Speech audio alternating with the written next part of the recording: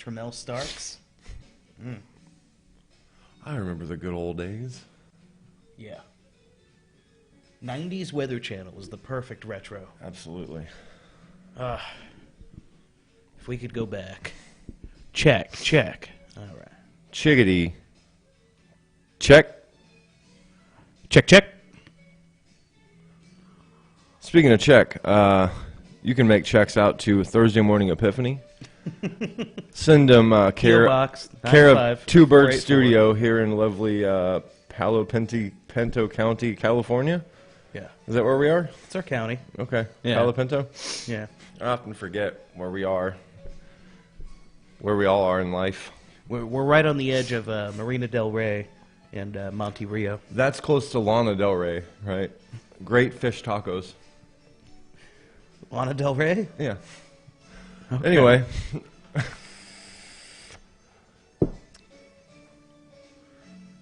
Embrace it. This is called building an audience. Yeah. Building an audience right now. Yeah, building an audience like the good old days.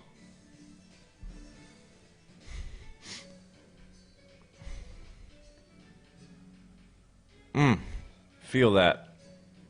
Feel that groove. Y'all feeling good? We're feeling good.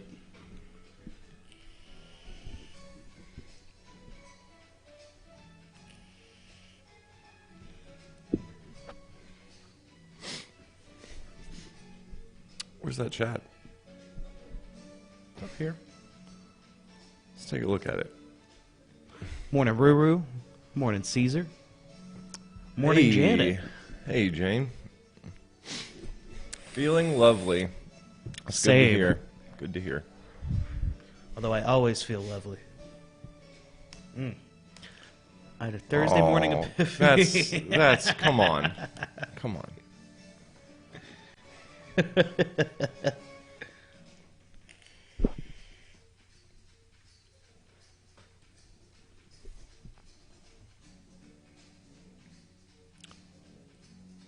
Had a long night.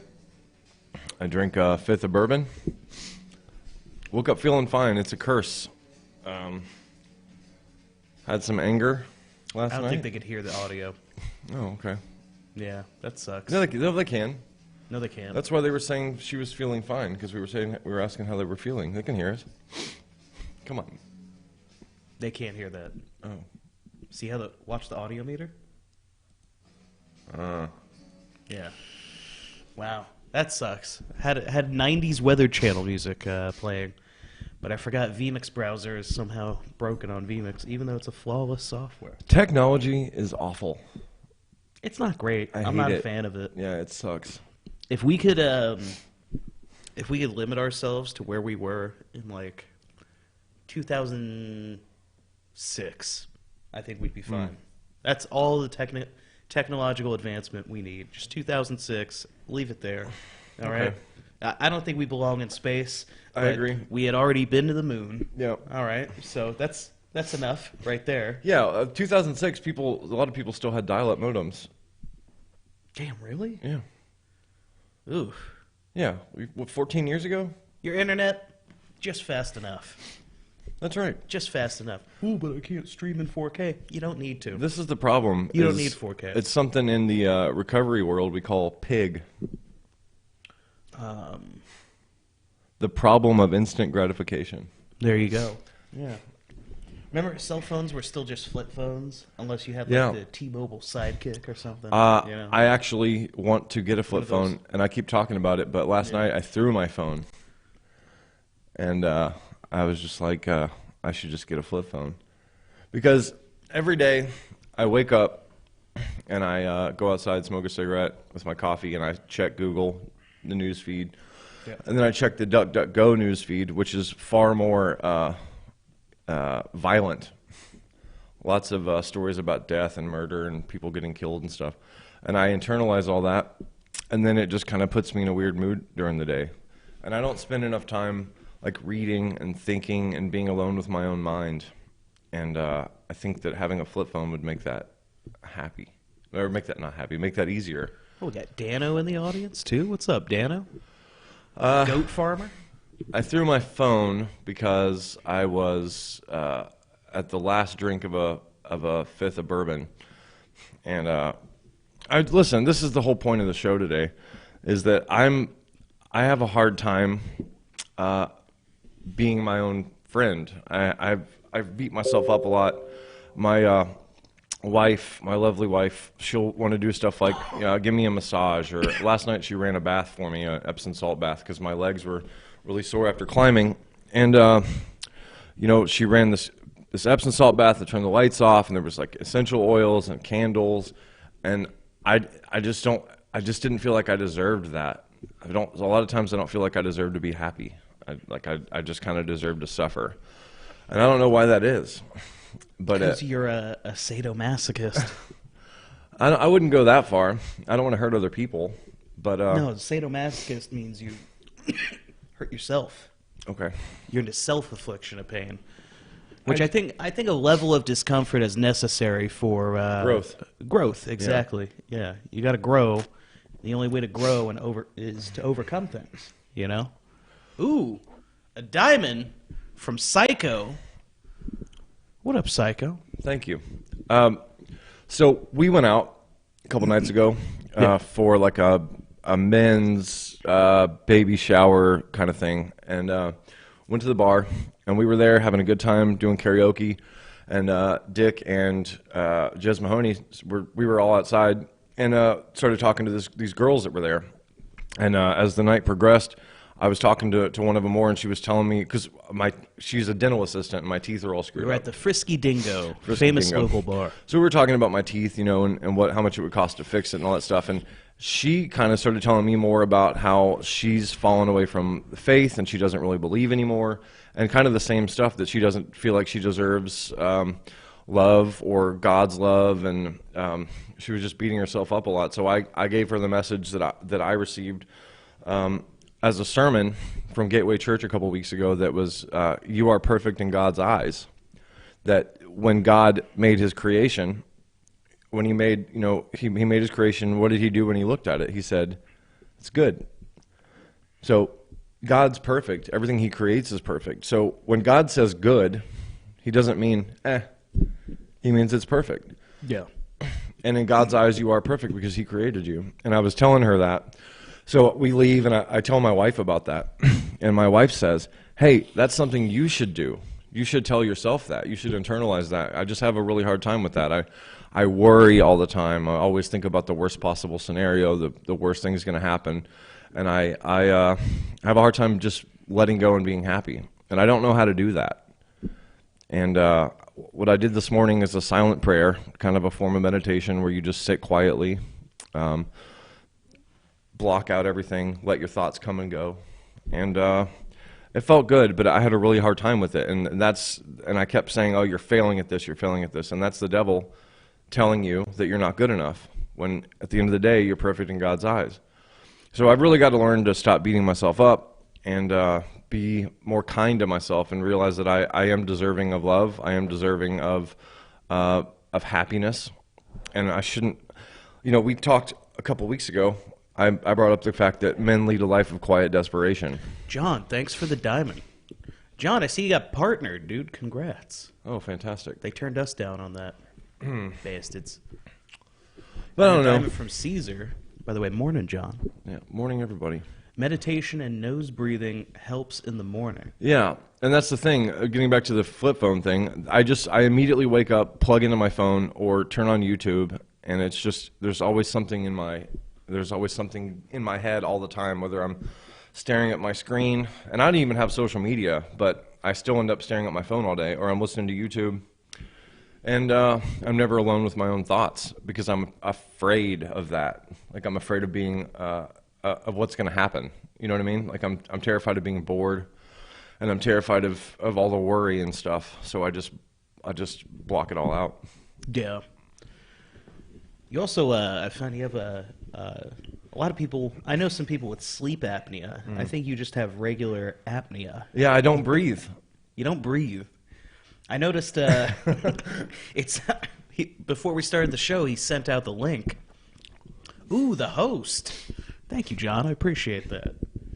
I don't know if you've ever seen this, John. We try to do like a productive show in the morning. Normally, you have a third host, and he didn't drink on Tuesday. Instead, he drank on Wednesday.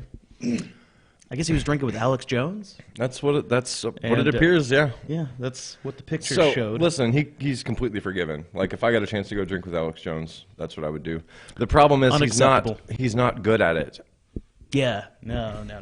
I drank a fifth of bourbon. I woke up this morning. I had a wee headache. I had a cup of coffee. It went away. I feel fine. Drank a Jocko Go. Drank Yep. 2 Jocko Go's, and ready to Yep. go.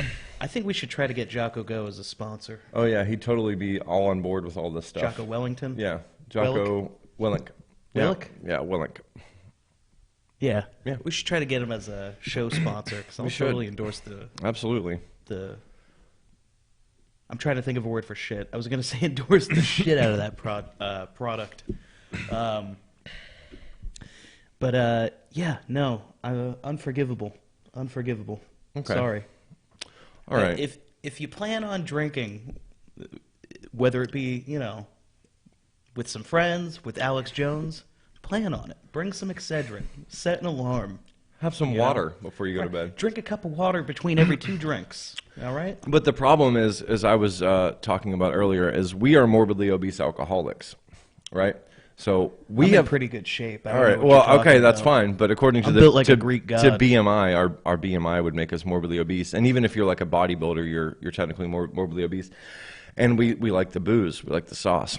So our bodies have realized that we're going to constantly be punishing them. So they preemptively they get ready for all this stuff. So you're able to fight it off a lot easier. Pierce, on the other hand, takes good care of himself. He doesn't, drink all the time. So when he does do it, his body doesn't know what's happening, and his body goes ah, ah, and then he pays for it. So, but what you were saying is I don't breathe, which is true. Yeah.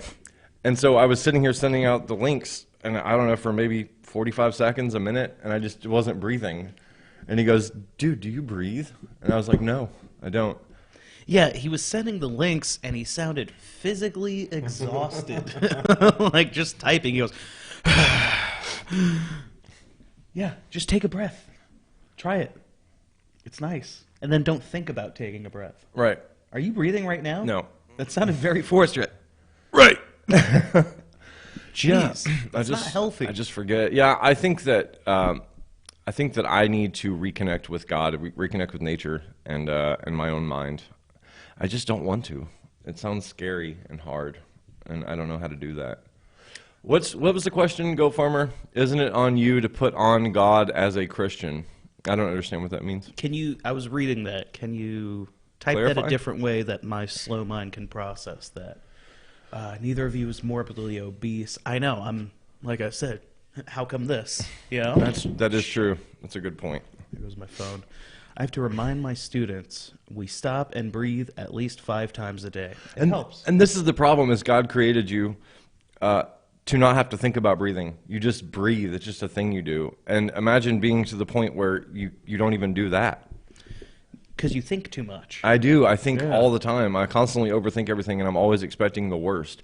And to the point that I actually started to believe that the more I worry about a thing, the less likely it is to happen. And I told you that once, and you go, "Oh, I see," because it makes you more prepared. And I just go, "Yeah," but that's not true. Yeah. What it is I think I'm magical. I think I have reverse negative magic. That I can worry about a thing so much that I can magic it out of existence, which is insane, right? It's completely insane. But yeah, man, I have a lot of work to do on myself, and that's the thing is, who doesn't though? We come on the show and we talk about being good Christians, being good men, but at the end of the day, I kind of feel like a hypocrite because I don't do any of that stuff. Like I want that for everybody. I want everybody to struggle and overcome things, and I've definitely done a lot of that in my life. But when it really comes down to the stuff I need to do to be more connected to my wife, to be more connected to my own mind, I don't do that because I'm afraid of what it could mean. I'm afraid of feeling good, of being happy, and I don't know how to do anything about that. It sucks. Goat Farmer says, put in God's hands and trust his plan. Exactly. I like that. Yeah, and you're absolutely supposed to. Let's see. When is having a good attitude beneficial, and when is it covering up? Right. Well, I was in a real rut like 2-3 years ago. Antisocial, huge stoner, pretty much covering up and whatnot. And I kind of faked it until I made it, and it worked. Yeah. You know what I mean? Just staying in a positive mindset put me into a positive mindset. Like forcing myself to be positive, think better about myself. It worked. I can see that working, but I can also see it being destructive. Like if you are really suffering and you're pretending all the time, you never really confront what's making you suffer, and that can lead to somebody being super pent up and then just exploding. I think it's on the right step to confronting it. No, I think and it makes it easier to confront you're right, demons. but I think it depends on the kind of person you are. Fair. Okay. Fair. See, our philosopher Adam Rubru says, "Reconnect with these nuts." You should get that put on a wall plaque or some kind of like a live, laugh, love type banner. Sure. Just reconnect with these nuts. Maybe Adam Rubru. on the back of the shirt that Pierce is going to make with Calvinism Rocks and the cartoon dog skateboarder, on the back it could say reconnect with these nuts. Reconnect with God, or you can connect with these nuts. Right. I like it. Yeah. We'll give you 10% of that merch sale, buddy. Thanks for the idea. All thoughts are energy and have effect. Yeah. That's something, as an atheist, I used to, like my uncle is very spiritual. He's a kind of a new agey spiritual guy. And he believes that the universe was spoken into existence with a word, Om, this sound, Om. Yeah.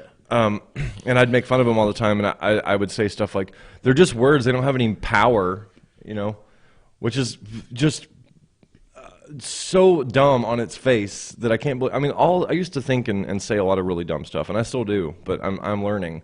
But the idea that words don't have power or meaning, or even the thoughts in your own head, that, you know, if you're constantly worrying about stuff, that has an effect on your. There's a physiological effect that your body. Stress is a huge killer, especially of men, and I've got to learn to kind of unbottle all that stuff. Unwind. Yeah. Get one of those Chinese Zen gardens or whatever. Yeah. Is that the Chinese? That's the Japanese. Japanese. The Japanese. Yeah. The Chinese don't have souls, so they're not capable of having the ability to channel spirituality. My friend, that's some Thunderdome TV talk. All right. Okay. This is TME. Sorry. All right. Regardless of whether they have souls or not, let's focus on. Okay. Fair enough. Focus more on the good than dwell on the bad. But yeah, there's lots of stuff I can do, and you know, I really appreciate this time. I appreciate all you guys in the chat, and I really like these discussions. But at the end of the day, I walk out of here kind of feeling like a hypocrite because I'm not actually doing any of it. You know? No, not at all. You try to help people. You try to help people. You know, you preach the word, even if you're not the best at following it. But as long as you're making steps to follow it and do better. And even when I helped her, when I was telling her all this stuff and trying to preach the word, I cried. I was crying at the end of it like a little girl because I'd never. And even when I was done with it, I felt like who am I to say this to anybody? Who am I to tell people this if I can't even do it myself? You know. Think about how words turn immaterial ideas into physical action. The whole concept is magical. I agree. Anagmias. I probably pronounced it. My bad. But Anagmias. yeah, no. Power of a word is amazing. Like I said, when I was in that rut, I was a real bitter, snarky atheist. You know, thought I had it all figured out. All hope is lost. Everything's pointless. It was a real nihilist piece of. What's a good word for that? Try not to swear. Basura. Refuse. Okay, fair enough. Yeah. I don't speak Italian, so I don't know what you're saying. Fair enough. Listen, the whole concept, the whole atheist concept of when you die, you go into a hole in the ground and that's it. It's just breathless oblivion, eternal breathless oblivion, right? Think about the overall power that has on your psyche and the way it changes your actions throughout the day and the way you treat other people. If you feel like your life is completely finite and it doesn't matter, it's going to have a negative effect on your life. And becoming a Christian and finding God again has definitely lifted a lot of weight off my shoulders. There's just a little stuff that I struggle with, but I think we all do. And I'm not trying to make this all about me. I'm just saying that from my perspective, I am my own worst enemy, and I shouldn't do that because I have friends that love me. I have the most amazing wife in the world who loves me and who wants me to be happy. So I've got to make myself want to be happy too. Yeah. And I think that's just going to involve just letting go, trusting in the Lord, not letting fear rule my life. And I say, when I start worrying, I say to myself, fear go, Holy Spirit come. And I say that to myself over and over again, and it does eventually work. But I'm just so tightly wound. You gotta find inner peace, man. Yeah. Like I was saying, I was a real bitter atheist, and I think the reason I was so snarky and bitter was subconsciously I was still trying to come to terms with the fact that, atheist believes when you die, you do just wind up in a hole or some ashes, or, your existence is meaningless, everything's pointless, and really, that was just me projecting to other people my misery, trying to come to terms with the fact, well, not the fact, but my belief at the time that, everything was pointless. And it wasn't. It isn't. You got to find inner peace. It can't be pointless. Yeah. It just can't. It just can't. Caesar, yeah, you're exactly right. And this is the other thing is, I'm days, moments away from being a father. Thanks for following Carpathos. Thank you for the follow. 1970. Damn. 1977. 1977. Good year. So yeah, I'm days, moments away from being a father, and I think that's another thing that I've been worrying a lot about lately is not being able to be a good example because I can't overcome all this. But I do agree with you, Caesar. I think that when because I'm going to be there, we're going to do a natural birth, so I'm going to be catching the baby. I'm going to be able to grab him and hold him and put him on my wife's chest and once I see him for the first time, a lot of this stuff is going to go away. But I just wish I could do it on my own without having to have an external reason for it. And we appreciate the diamonds this morning. Absolutely. All of it's going to Wagu's Baby Fund. Just having a baby. Yeah. Yeah. Yeah. Let's see. Agree with the child, bringing out the best in you. Yeah, exactly. It's like a parental switch flips in your brain. Not that I'd know. I don't have any kids that I know of. But I'm pretty sure I don't. I think you'd be a really good fun dad. Maybe. I don't know. Who knows? We should adopt you, some of them Nigerian kids. I don't want an adopted kid. Okay, fair enough. It's not mine. Right. I need to create one. Okay. But 3 ice creams, thank you. Yeah, there's a switch that flips in most people's brain when they become a parent, and if they ignore it, they get even more miserable. I noticed that in a good friend of mine. I won't say his name, but it's it does bring out the best in you, and it brings out, if anything, it connects you with God even closer, or at least with Jesus Christ, and makes you more selfless. Your existence is not. It's a reminder that your existence is not. It's not about just you. About you. Right. It's also about this life that you and the one you love have created. And I think that's also something else I internalize is I feel like everything is my responsibility, and I carry all that weight around with me all the time. And everything comes down to every action that I take is going to either destroy or save myself or the people around me. It's just too much, man. And it's not about you. And also, something else that's important to remember that I've been trying to tell myself lately is that you are not your thoughts. Yeah. Does that make sense? Yeah. You're not your thoughts. And part of this trying to be silent in the morning for 10, 15 minutes, whatever, you see these thoughts coming into your head. And the very fact that you're able to actually visualize your thoughts coming to you and then letting them go, you're an observer. You're observing those thoughts. You are not that thought. Right. And that's also something really good to remember. So I'm gonna commit to doing this every morning and try to take some of this weight off my shoulders. Don't worry, I got it. Okay. Stay where you're gonna stay. Okay. I'm adjusting it. I fidget. I'm a fidgeter. Oh, I know. All right. I've seen. Quite fidgety. Quit moving to the mic. Eh? I'm putting it where it needs to be. Okay. Jeez. All right. Gosh darn it. Let's see. Caesar says, I was an atheist till I saw the birthing. I used to fear death, but with kids, you realize you live forever. Hard to explain. You don't have to explain it. I understand. You are the culmination of your ancestors, and then you are passing on that ancestry through what God created you for. Well, one of the things God created you for. I used to see, I was really bitter. I used to see kids as just, a parasite. They're awful. Yeah. Ugh, Yeah. kids. Yeah. No, it's after I found my faith, it's like, wow, they're beautiful. Life is a beautiful thing, and it's so complex, and there's only one explanation for it, like all the crazy mechanisms of the body that just it gets created, and then ancestry, and it's just beautiful. And epigenetics. Yeah. Which is another whole interesting concept. This morning we were talking about probiotics and prebiotics and stuff, building a stronger gut biome, and the fact that there's actually a highway between your gut and your brain, and your microbiome has a huge impact on your mental health, on your personality, and how you feel. And it's really important to have a healthy microbiome, and drinking all the time and eating crappy food. I'm sure that has a negative impact as well. Oh yeah. Carpathos 1977. Thanks for the follow again, bud. Yeah, he says, "Not about you. It is about you and your offspring. To me, paradise is here and now, and children.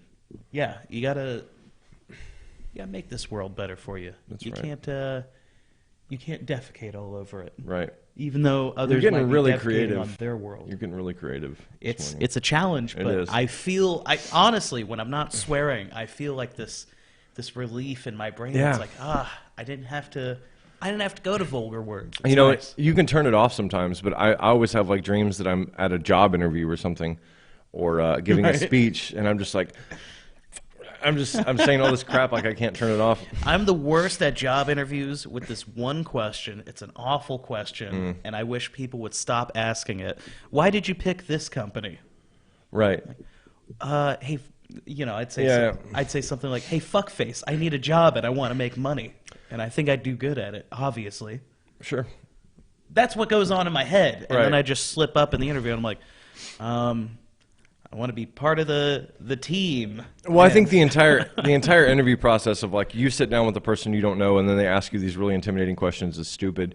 And I think it's the same way with when you're trying to meet new people. You don't do that. Maybe you do that on blind dates and stuff, but really and this is another reason why I'm happy about my show and about doing this show, is because they're just open-ended conversations that can go anywhere, and you really get to know people a lot better like that. And I just think interviews should be conducted more like that. Like, hey, let's go get a burger and a beer, and let's see where we're at. It's better than any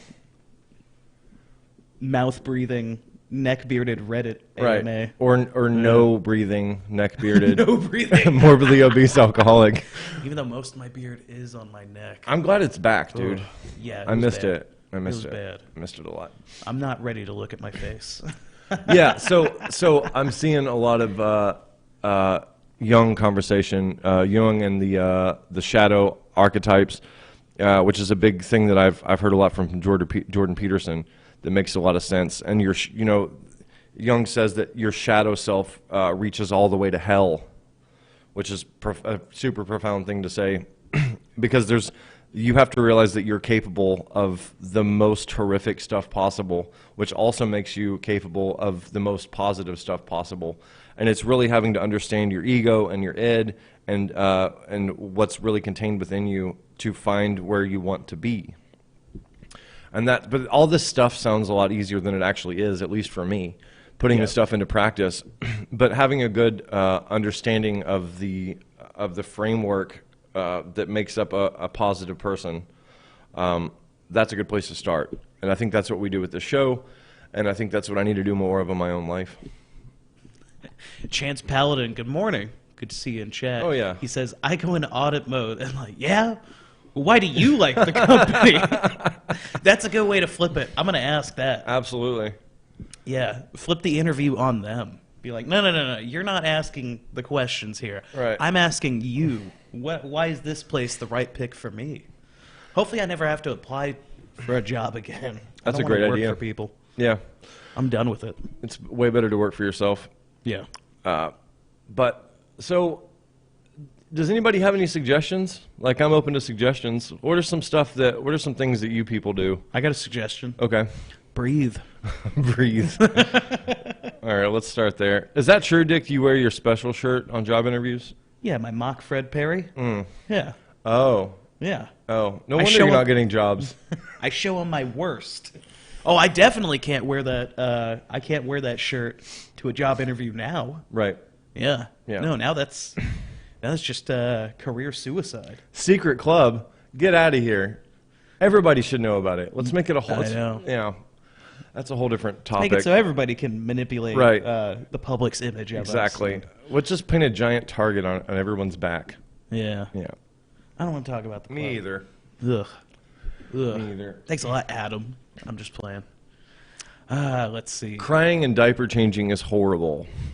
So here's another thing about kids. Like you were saying, you used to look at kids and be like, ah, you know, because you'd say, oh, well, they're stupid. You know, they don't have any context. They don't have any life experience, so it's hard to talk to them. But from being around my nieces and nephews that I've recently gained through marriage and stuff, I realized that the stuff that they're saying, it doesn't have a lot of context, but it's coming out it's just completely true. There's no filter, and they're asking interesting questions. They're asking questions that don't require any context because they genuinely want to know, and it's really refreshing. And I like being around kids, and I really can't wait to meet my own kid and to see what he's going to be like. Breathe, disconnect from the screen, get out into nature. When you diss yourself, forgive yourself. That's another thing, forgiveness. A weak person can't forgive.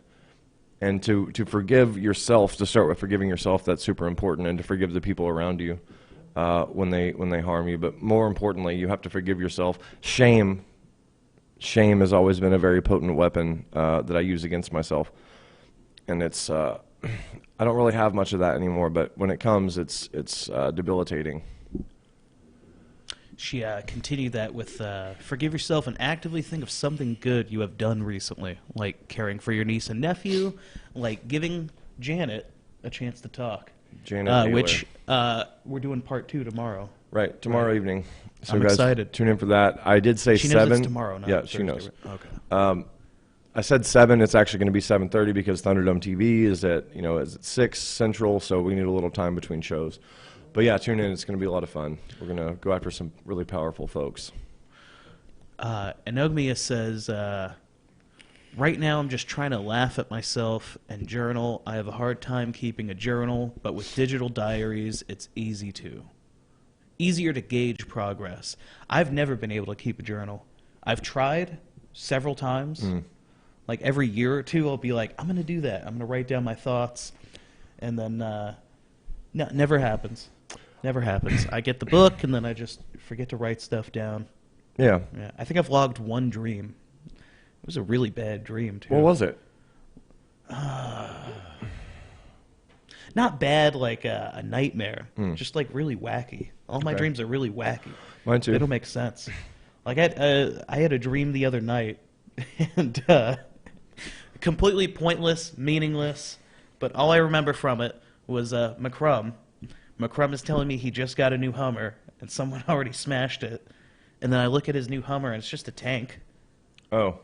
That's it. That's all I remember. Okay. I had. They make no sense. They have no.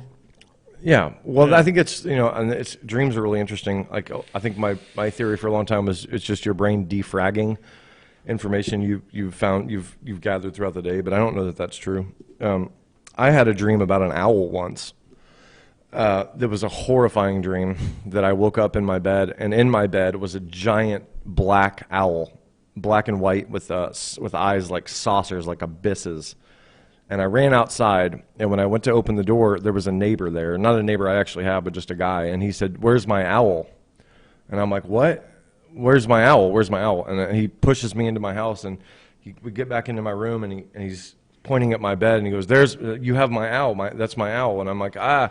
And so I grab my gun, and I tell him, "Back off, or I'm going to shoot you." And he keeps coming at me. So I start trying to unload the mag, but my gun's not working. It's not actually firing.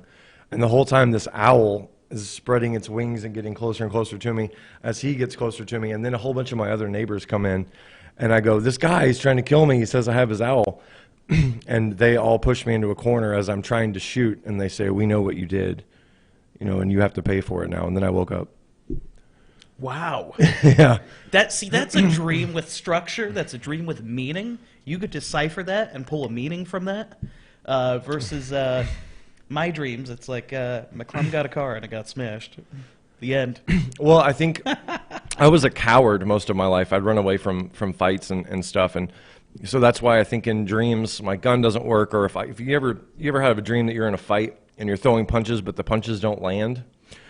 And once I started working out and started standing up for myself and gained a more right-wing masculine kind of perspective on life, that changed. And in my dreams, my punches land now.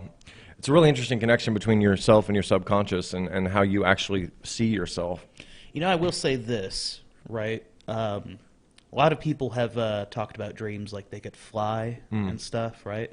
When I was miserable, and especially like through childhood, and it was all first world problems with my, childhood self-hatred and whatnot. Sure. Atheist problems. Yeah. I was an atheist from 6 years old. I learned Santa wasn't real, and I used that logic to just decipher everything, and I'm like, well, I guess God's not real either. Right. Jesus Christ never happened. Horrible. Yeah. But my dreams, before I found my faith, I would have a lot of dreams where, like, I'm running from something, and, like, oh, let me go hide in this car. I go to pull the lever to open the door. It just falls off. Or, okay, let me climb this tree. I just can't climb it. I'm just scraping at a tree. Well, let me just run. I'm moving at, like, 0.1 miles an hour, like running through quicksand. But since I found my faith, now my dreams are just wacky and don't make sense. Yeah. Which is a lot better than the horrifying nightmares of not being able to get away from anything. Of course, and I think that that gets back to what we were talking about being the observer. Is in your dream, your rationale is, I'm going to escape this, whatever it is. I'm going to escape it. But your subconscious is telling you, you can't run from your problems. You can't escape everything. Sometimes you have to turn around and confront stuff. And I think in my owl dream, it was this was many years ago that I had this dream, that I was struggling to confront my own cowardice and my own I had this massive ideological shift over the course of just a couple of years. I went from a leftist atheist, drug addict, loser, pretty fun guy. Yeah. No. And then started shifting to, towards God and towards the right and towards like structure and hierarchy. And that all happened over a very short period of time, and it kind of broke me, not like thinking I don't actually know who I am. And I still don't really think I know who I am. And I don't know, I don't know if maybe that's enlightenment. Does anybody know who they really are? I mean, it's got to feel really good to be comfortable with yourself in your own skin enough to know this is who I am, this is what I stand for, because it's like this, all these other good things that we say on the show about facing struggle and becoming better and, stop abusing alcohol, doing all this stuff. I think that's all great for other people, but for me, I'm like, I'm not good enough for that. It's easier. I really come back to the fact that I'm a bit of a hypocrite, and it's a bummer. Gotta get over that low self-image. Yeah. Yeah. A lot better than that, my friend. Thank you. And I did. Janet, you had a dream where you flew. I had one where I flew very slowly, but I did fly. I levitated at least. Cool. All right? It was pretty cool. I woke up and I was like, what a weird, stupid dream. Wait a minute, I flew. I was flying away from cops. I didn't want to get arrested. I think I robbed some sort of building or something, and then I flew away. Yeah. Slowly. My only real fear is the police. Because Sting has those really weird eyes. I'll let that sink in. Let's see. I had flying dreams in my childhood. Lovely dreams. Well, do you not have those dreams anymore? Got to get to a last-minute meeting. God bless, boys. Caesar, love you, good to see you. Love you. Had fun on Tuesday. Let's see. I think your owl dream is about your own self-doubting being a terrible danger to you. Yeah, a manifestation of... of your self-doubt, your self-loathing, And an your owl, inability to forgive yourself. and owls have always been a part of my life. I've always really liked owls, and they've been around everywhere that I've ever been. And I think that that's kind of like, you know, I'm not like Native American or anything, but my spirit manifests itself as an owl in dreams. So that's a really, really good theory. I like that. If you work out, just use the journal for that to log reps. Once that is routine, just add before bed log of things you did that day. That's a good idea. I could start a workout journal and then put my thoughts. Yeah, I'm going to try that. About your acceptance of yourself instead of hating yourself. Oh, okay. Well, I do want to clarify. I don't hate myself. Right. I know. I'm saying like I beat up on myself and stuff, but I don't hate myself. I think that I've overcome an incredible amount of adversity in my life, and I know that takes strength. And I'm very blessed to be where I am through a lot of my own hard work and diligence. I just know that I still have a lot more to go. But I don't hate myself, and I don't want to come across as though I'm like, this is not a pity party. This is just a kind of an examination of the truth about myself. Many, many flying dreams. I used to teach others to fly in my dreams. It feels so real. Wow. Those are real good dreams. Man. I just teach people to boof H. And that's not even in dreams. You don't really have that's to a bad teach joke. that. All right, fair enough. All right. Does that come naturally? Yeah, I mean, it's you either can or you can't. Let's see. No, not anymore. On the dreams? Damn, Kevin. Kevin, you gotta meditate. You gotta find that inner peace. Why'd I do that? Is that inner peace? I think that's what people do when they levitate, when they have their legs crossed and then they do this and then they say Om. I think you're just trying to manifest your levitation again. Maybe, I don't know. All right. I'm enjoying the discussion so far. Me too. This is a thing that's been.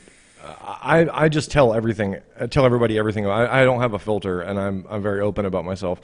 And you know, Pierce not being here this morning, I was like, you know, I have all this stuff on my mind, so I might as well just talk about it. So it's been helpful, and I want, you know, this show also. There's some accountability here because there are people that are watching that care, and you know, and I need to be accountable to my friends and to myself. So I think talking about this stuff and then actually doing something about it, it's going to keep me accountable because I can't just continue to, especially with my kid coming, you know, and I'm so lucky to be married to the person I'm married to and to have this, because I should have been dead or in prison, you know, multiple times, and I am not, so I should start living and accepting that I deserve to be happy. So that's what I'm going to start doing. I think the real thing is balance, right? Like we said at the beginning, in order to grow, you got to overcome a challenge, right? But don't put yourself in a constant challenge and self-critical state. Be self-critical, but don't, you know, beat yourself up over stuff, you know? You got to find a balance. You got to find the balance of good and bad. Oh, the yin-yang, you know? You got to find the balance of good and bad. You got to find the balance of self-critical, but also self-forgiveness, you know? And you got to breathe, too. Really, I'm not doing that, dude. Wow.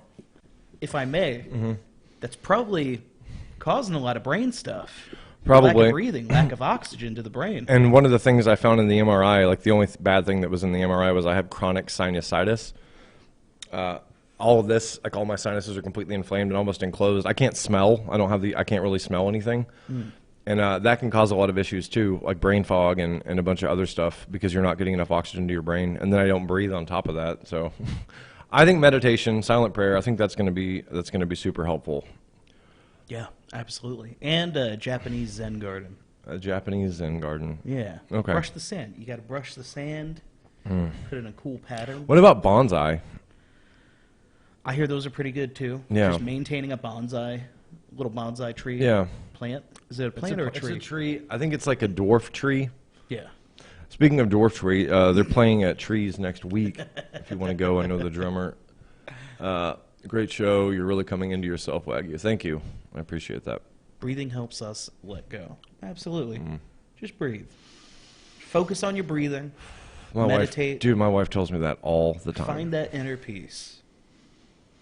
Light an Irish Spring candle. You know, Okay. embrace the freshness of the Irish Spring. focus on the breathing and just stare at nothing. Stare at a blank wall.